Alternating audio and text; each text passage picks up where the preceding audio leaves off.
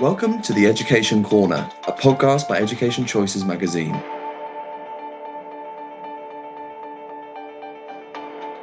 Education Corner podcast would like to welcome Mr. Paul Jones, head teacher from Burlington House School in Tooting, London. Burlington House School Tooting is the newest school to open in the Cavendish Education Group and focuses on children with specific learning difficulties, such as dyslexia and dyscalculia. The school offers a smaller, more nurturing environment than can be found in mainstream schools, whilst maintaining the mainstream curriculum. Burlington emphasises not only academic success, but also supporting pupils to develop their confidence and skills so they can become independent and successful adults. It's such a pleasure to have you with us, Paul. Thank you very much for inviting me. Good morning, Chloe. Firstly, could you introduce yourself and how you came to your role at Burlington House School? Well, I'm Paul Jones, head teacher here in Tooting, and I'm very privileged to have the opportunity to open a new school, which is an exciting pedagogical challenge to do that. I've had experience in state and independent schools in a range of different roles. For example, I've been head of a creative arts faculty, I've been head of a sixth form, I've been a designated safeguarding lead, and I've also been responsible for pupil welfare across a whole school in a kind of senior leadership position. Also kind of organised trips and events for schools. And in terms of subject teaching, the subjects that I've taught in schools have been sociology, film, media, and English. Very useful subjects indeed. Could you share with us more about the aims, ethos and values at Burlington House School? Well, I think that the most important value for the school is that it is nurturing, caring, supportive, warm, happy environment. And so that's a kind of central to what we do. And we're able to do that because we operate in a small setting. And because of the nurturing approach, we can offer a personalised learning. We're able to pull out the unique qualities that we find in individual students. So that's a really important part of what we want to do, explore the individuality of students. So that's a kind of a really important thing. And we also want them to become resilient and independent, and that will help them in their future steps and future progressions. So those are kind of two key values. And then the other thing that's kind of central to what we're doing is we want to have high academic aspirations for our students who will, when they leave the school, because we go from years 7 to 11, when they leave the school, they'll sit 7 GCSEs. So all of those things, academic progression, independence, and unique qualities are the kind of underpinning values of what we're trying to do. Could you just tell us a little bit more about the admissions requirements and the process for children looking at coming to Burlington House School? Well, absolutely. So typically what happens is that parents join one of the many open days that we have, and they come and they have a look around the school, and they have a talk and a tour, and then they meet some of the students, and then they decide to put in an application.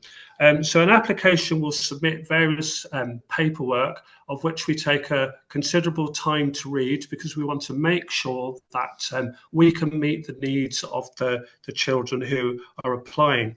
So once the paperwork has been submitted and then we've reviewed it and then the SENCO has looked through it very carefully, we then invite parents and families in for an informal kind of interview and chat with the student to come and meet the staff in the school and to have a look around and just discuss different aspects of what they've been, how that child has been learning in school before they come to us. So we have one of those kind of conversations, and then the next step that we then go forward with is we invite children in for 2 consecutive days of a taster days, where they join the school on the normal school timetable, and we see how that sort of process works. And then during the course of those 2 days, there is a therapeutic assessment that takes place. And we also do a reading comprehension and a maths assessment, which are not necessarily admissions criteria, but they're more for us to see, where the children are at in terms of their kind of academic levels. And then thereafter, we kind of like go forward and we offer a place. So that's generally the journey that happens. The school is described as offering a mainstream curriculum in a specialist setting.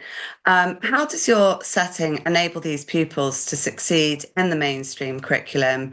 And where may they have struggled if they'd been at a mainstream school? That's a really, really good point, Chloe. So what we've noticed with a number of the students who've come from like large schools is that the environment has been, quite a challenge, just with the sheer number of students and the kind of situations and class sizes that they're having to deal with.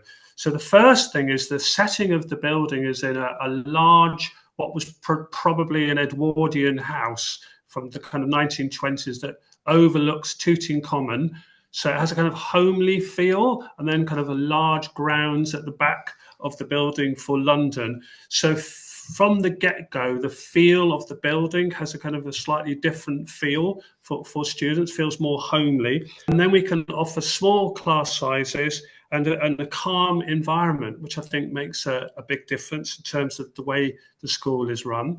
And the second thing that I think is a significant help is that therapeutic interventions are within the school. So a student will have access to an occupational therapist, to a speech and language therapist, to counsellors, and that's all built into the timetable and a part of what we do. And then, of course, we've got an open dialogue about neurodiversity within the school. It's something we're just kind of very open about and discuss it all. And I think that after a period of time, students feel, although the school might be described as specialist, they're just coming to school and doing what they do and learn and enjoying themselves. And then obviously we've got some technology that kind of helps in terms of, the barriers to learning that may have previously been there and caused some struggles, which I think maybe we kind of come onto a bit later when we could talk about it.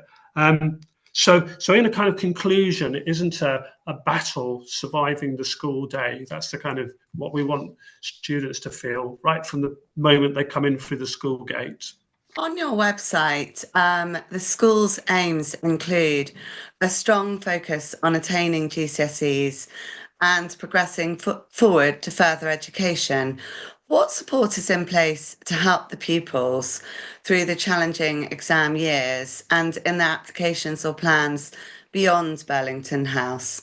Very good point. So the Burlington group of schools have had immense success with their approach, which results in high GCSE attainment. So a lot of the things that we're doing here in Tooting, we've drawn from our other groups of schools. We do have a specialist sixth form in Hammersmith, which has been very successful and been open for about 5 years, which has traditional A levels and a mixture of vocational courses and pathways, so that there is something that's specialist in terms of provision after you would finish your GCSEs. But in terms of like the process of going through the GCSEs whilst you're at school, in a small inclusive environment, we're drawing on techniques of mentoring and coaching and career support that would give students a personalised range of pathways and guidance. So there's also quite a degree of expertise in the staff in terms of different settings and environments that they've worked in. And we're very, open about what that would look like. So, for example, one of our members of staff has worked in a place called the London Screen Academy, and that, is an interesting way to go to a further next step where you do a kind of diploma form of an A-level equivalent in kind of filmmaking. So we're sort of very open to the pathway that would suit the student, and our small setting will enable us to build a framework or a scaffolding to work towards that. You also have a strong extracurricular offering, which helps build self-belief and broaden horizons. Could you tell us more about what you offer and how you use these activities to continue to build the students' skills and abilities and perhaps prepare them for life beyond education? Yeah, absolutely. Well, I mean, I feel like very strongly that what goes on inside in the classroom, in lessons, and outside the classroom in a school, the two things are kind of like of equal importance. So there should be a kind of a breadth and a range of different things for students to engage in, so that we can find their unique qualities and their, their passions and interests, and also prepare them for wider aspects of society. So we've been working kind of firstly closely with the students to run a kind of a range of clubs, and they take place at lunchtimes and after school. So presently we've got a science club, a film club, touch typing club, mindfulness, walking and meditation, 2 reading clubs, and a Warhammer club, a games club.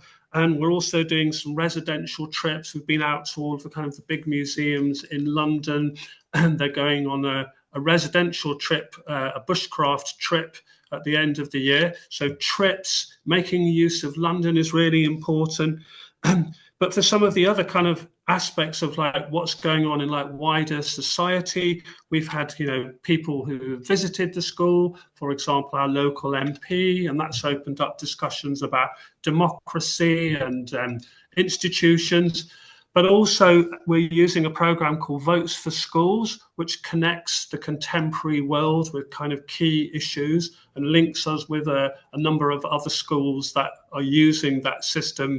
So topical events that kind of come up globally in the media and in the news, we can, use that kind of system, which students find kind of quite interesting. And obviously, because we want to encourage students' personal development, we've got a student council. So they're very active in terms of articulating things that they want. And so one of the latest things that's going to be provisioned is a gardening and ecological club, which the students want to do. They feel very strongly about the environment, which I kind of feel has something to do with the greenness and the setting that the school is in. Yes, and I believe it's absolutely stunning where you are. Your website describes the use of technology such as learner-specific software and says we ensure we remain at the leading edge of specialist teaching. Could you tell us more about the technology you use and how technology can be used to support pupils with learning difficulties or additional needs? I'm just going to add to that we did do a podcast with Kate Griggs, who I'm sure you know. She's the world leading expert now and kind of speaker for all things dyslexic.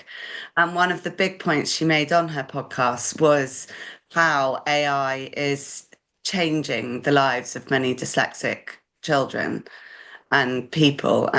So we're just interested to hear more about this.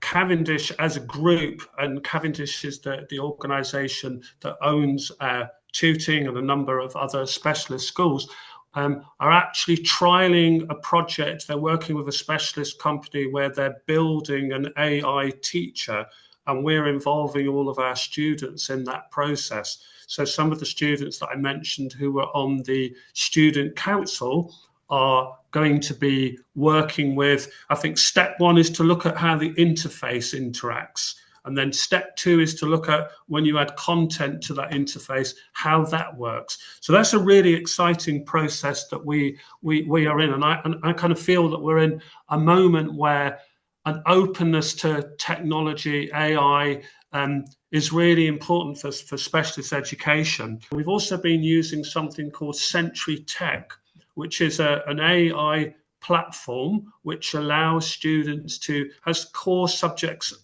content for core subjects on it, for example, maths, English and science, which goes all the way up to A level. And we've been using that in our kind of independent learning. And so what we've done is teach students to use the platform. And then what happens is they start to use it, small bits of information are released.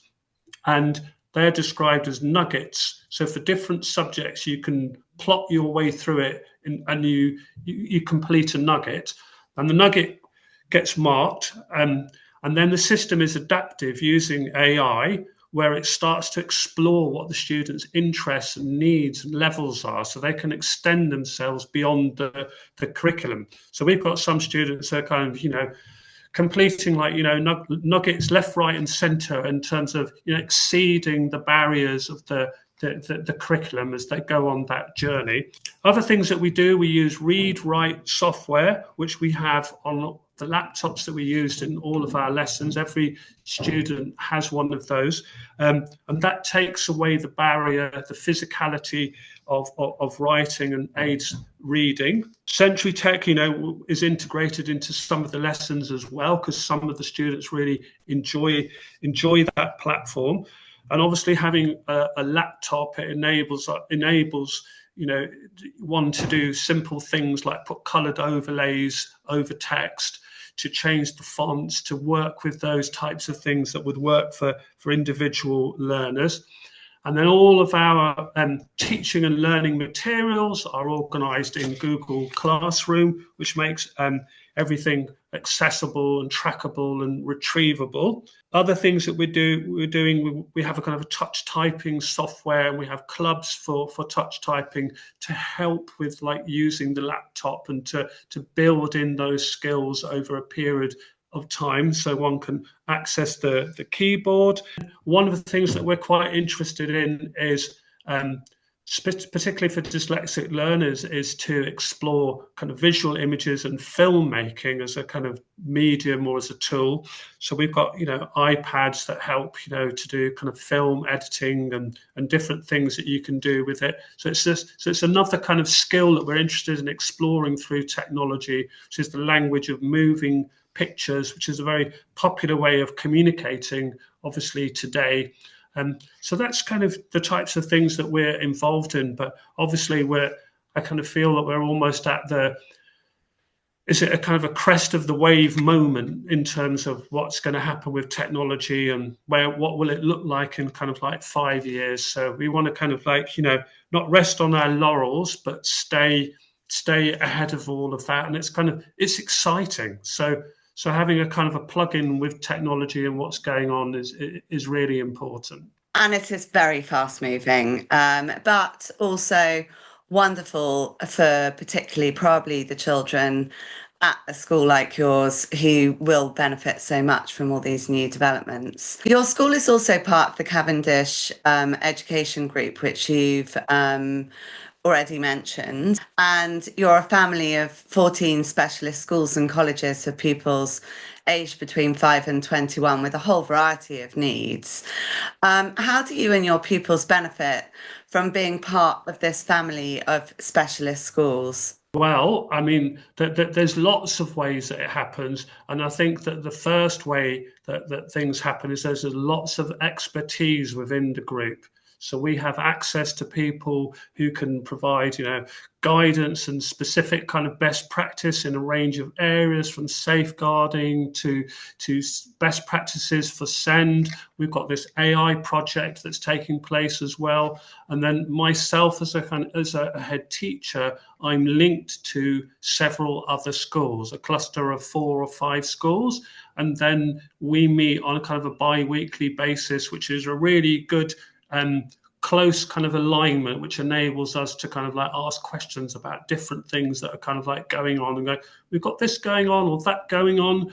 So where there's kind of best practice, there's an open forum to share that at a kind of heads level, but also for staff with CPD and various different events that are organised. And I also feel that Cavendish are serious about resourcing the schools. I think that's a benefit of working in a group. They take the complexities of running specialist education very seriously, and so that's the kind of a major benefit, that they want the best for the students. And from a student point of view, we have a number of staff who come in and out from the other Burlington schools. So they have, they see other people, teachers, therapists, different people who come in to the school, and they have that input as well, a direct benefit to them. So it's a kind of a widened staffing base, which obviously if you were a standalone school, it would be a lot more difficult because you would just be on your own, but we're able to kind of draw from, I like to think of it as the wider family. Now, what then, looking forwards, obviously you're a new school. What are your hopes and plans for the future of Burlington House School and for specialist education? Well, I always say to myself, excuse me, that we're 2 terms old. So we're a very kind of like new school in that regard. But we, the important thing for me is that we want our kind of founding students, the kind of students that are in the school at the beginning are the pioneers who've, joined in different year groups. And I want them to flourish and be successful and to be happy students and to do all of the things in terms that are relevant for them. That's my kind of like, the key thing that we would like to see, because they're also going to be representatives for the new cohorts that come into the school. So we've got a lot invested in the people, the students that have joined the school. And over time, we want to graduate from being a new school to become as established as some of our other schools that are in the group. And we want to explore all this kind of crest of the wave, new technology, AI, filmmaking aspects as well. And as the school grows in numbers, we've got planning permission to extend the building. We're interested in putting in some specialist facilities that we will explore with the students in terms of how we could develop and augment the things that the school could offer, which is really going to be informed by their specialist interests. It just sounds absolutely fascinating. It's a great thing to be able to do. That some of the students that have been in the school, they've had as you said earlier in one of your questions, they've struggled a little bit, and we've seen them unlock and settle and come out of their shells and respond to what we're trying to do. And and it's an exciting process to open up a school. And as I kind of said earlier, and it's very much a reciprocal dialogue with the students, because there's a relatively small number in there at the moment. So they're taking forward what we're trying to do as well. It sounds very exciting, Paul, and I look forward to being able to come and see everything in action, hopefully in the next term. Thank you very much for being with us. Thank you for having me. Really appreciated having the chat about the school.